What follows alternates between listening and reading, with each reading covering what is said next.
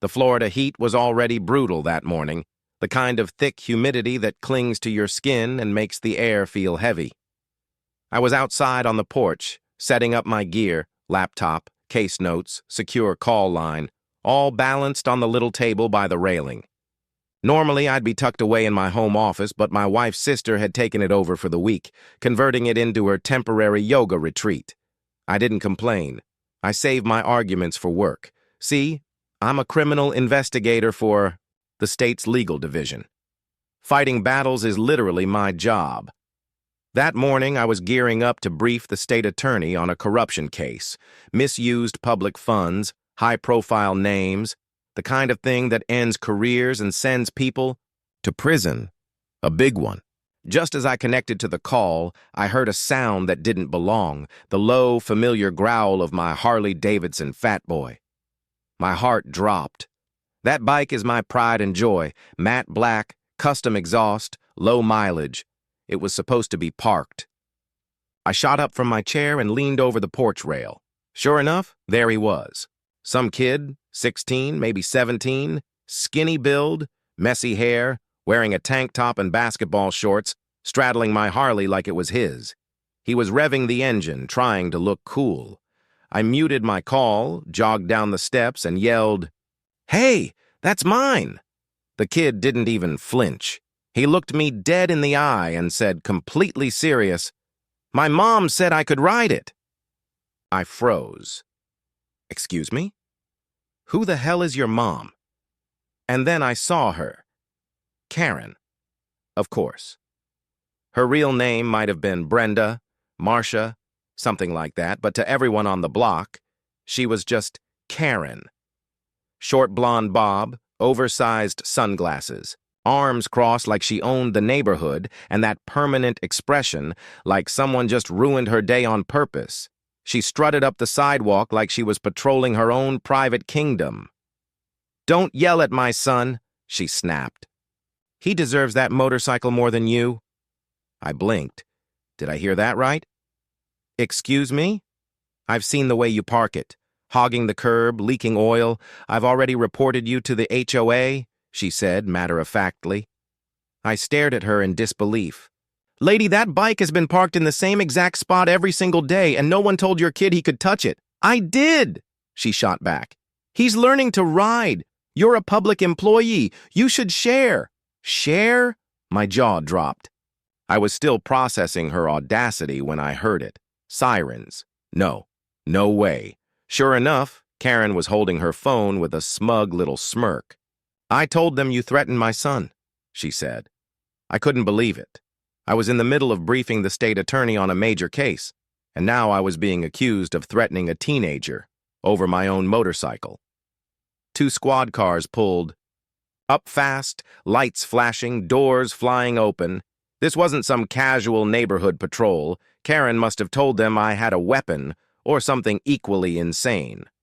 I stood perfectly still, hands visible. My phone was still in my hand, muted, the state attorney no doubt wondering why I'd suddenly gone silent. One of the officers approached, his hand resting near his holster. "Sir, step away from the motorcycle." I raised my free hand slightly. "No problem, officer. Just let me set my phone down." Karen planted herself at the sidewalk's edge, arms folded like she was presiding over her own HOA courtroom. "That's him," she barked. "He screamed at my son. He threatened him over a motorcycle." I gave the officer a look. "My motorcycle. That kid was sitting on it, trying to start it." The younger cop turned toward the boy who was still straddling my Harley like it was his personal ride. "Son, is this true?" The kid shrugged. "My mom said I could, so I did." Karen jumped back in immediately. "You don't need permission for public property. That's community curb space, HOA regulated." The older officer glanced at his partner, both of them wearing the same look. Here we go again. I carefully crouched, placed my phone on the porch railing, and unmuted it. "State Attorney Kramer? Sorry for the delay. Local police just arrived. We've got a situation. False accusation? Neighbor's kid tried to take my motorcycle for a joyride." The line crackled, and Kramer's voice came through. You're joking. No, sir. Karen gasped loud enough for everyone to hear, clutching her chest like I'd just insulted royalty. Are you on a work call? The officer raised his hand to silence her. Ma'am, let us handle this. But she wasn't done. He's a state official. He shouldn't even own a motorcycle. That's not appropriate for someone working for the public. And just like that, everyone froze. All eyes on me. The younger officer turned slowly toward Karen, his tone edged with disbelief. Ma'am, are you saying government employees shouldn't own motorcycles? Karen straightened, chin raised. I'm saying they should set an example. That thing is loud, aggressive, intimidating. Before the officers could respond, Kramer's voice cut through loud and clear from my phone speaker. Put me on speaker, Dan. I tapped the button. You're live. This is State Attorney Kramer, his voice boomed. Now tell me, do we have a legitimate criminal complaint here, or is this a waste of taxpayer-funded police resources? Both officers snapped upright like cadets at inspection. Karen, meanwhile, looked like she'd just been slapped with a stack of subpoenas. For a brief moment, silence hung heavy in the air. I thought maybe, just maybe, that would be the end of it. But Karen doesn't back down. She doubles down. She stepped forward, shoulders squared, like she was about to deliver a closing argument in the imaginary courtroom she lived in. I know my rights, she declared, glaring at my phone as though she could stare down the state attorney himself. He threatened my minor son. That's verbal assault. Look it up. Her son, who had finally climbed off my Harley, clearly didn't share her confidence. He shifted nervously, eyes darting between the cops and his mother, his expression screaming, I don't want to be here anymore. Kramer sighed audibly through the phone. Ma'am, let me be clear. You are accusing a state investigator of a felony during an official briefing call. He has no criminal record and multiple witnesses here, including me. Do you really want to keep pushing this? Karen's voice wavered. You're covering for him. The older officer stepped in quickly, trying to keep this powder keg from exploding. Ma'am, right now we have no evidence of a threat. What we do have is your son attempting to operate someone else's private property. That's unauthorized. Use of a motor vehicle. Karen's eyes went wide. Excuse me? He's a child. He's 17, the officer replied flatly. Old enough to drive, old enough to be charged. We're trying to avoid that. Her voice dropped to a venomous hiss. I pay your salaries.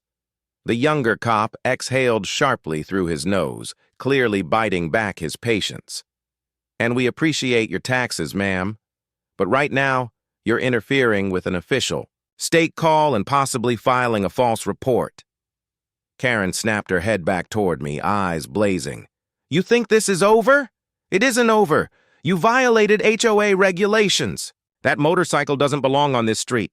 I couldn't help myself. One eyebrow rose. What's the plan then, Judge Karen? Seize it yourself? Not my most diplomatic moment, but after 15 minutes of public theatrics and her kid trying to steal my bike, my patience was gone. The older officer turned to me.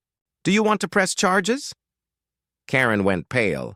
The smug confidence drained from her face. I looked at her son, head down, fingers twisting nervously, shame written all over him. I sighed. No, but I want a report filed. Karen opened. Her mouth, but her son tugged at her sleeve. Mom, stop. Let's just go. That froze her in place. For the first time all morning, Karen realized she wasn't the star of this story, just the antagonist. Without another word, she turned and stormed off, her son trailing behind her. The officers took my statement. One even asked if he could snap a photo with the Harley later for his nephew.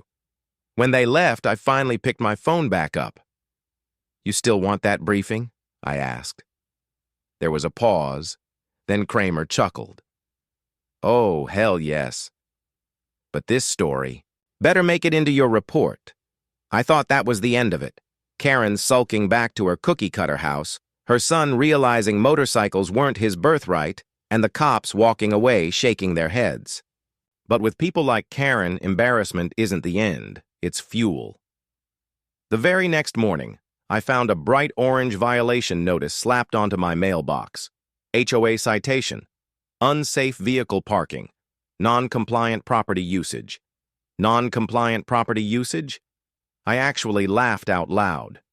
The HOA had officially declared war. Attached was a photo, clearly taken from Karen's driveway, showing my Harley parked neatly where it always was. Off the curb, within my property line, a drip pan underneath to catch any oil. I knew this. Game. I've owned Harleys long enough to play by the book, and when HOA vultures circled, you counter with paperwork. So I called Kramer again. "Let me guess," he said dryly. "Karen's back." I forwarded him the photo. He whistled. "She's bold, I'll give her that." That same afternoon, I filed a formal complaint with the county attorney, harassment via HOA misuse, targeting of a public official during lawful duties, and possible defamation. I attached the body cam footage the officers had emailed me, along with the violation slip. 2 days later, Karen's little rain came crashing down. I didn't hear it from her. I heard it from the HOA president himself, who knocked on my door holding a manila folder. "We, reviewed the situation," he said. "The complaint has been voided, and Karen's been relieved of her committee duties." "You fired her from the HOA?" I asked. He shifted awkwardly. "We're calling it a suspension, pending further review. Between the police report, the footage, and, well, the fact she gave her kid permission to touch your bike," I nodded. "Pretty clear cut." He handed me a formal apology letter. From the board, not from Karen, of course. Then quickly excused himself, probably worried I'd go after the entire HOA next. But honestly, I didn't care. I just wanted peace. That night, I parked the Harley under the carport, polished it up until it gleamed, and left the garage door open just wide enough for Karen to see it when she walked her dog. Petty? Maybe, but satisfying. And the next morning, when the deep roar of that custom exhaust rolled down the street, I knew one thing for certain. Some battles don't need fists or fury. Just a fat boy with custom pipes, a badge in your pocket, and a Karen who finally ran out of excuses. So if you enjoyed watching Karen's meltdown over my Harley while I was literally on a call with the state attorney, stick around. This won't be the last time HOA drama tries to out-crazy common sense. Hit subscribe so you don't miss what happens when Karen files a noise complaint on an electric lawnmower, and drop a like if you think I should have revved that Harley right in front of her ring cam. Tell me in the comments, what would you do if some random kid tried to take your bike because his mom said he could? Who knows? Your story might end up in the next episode.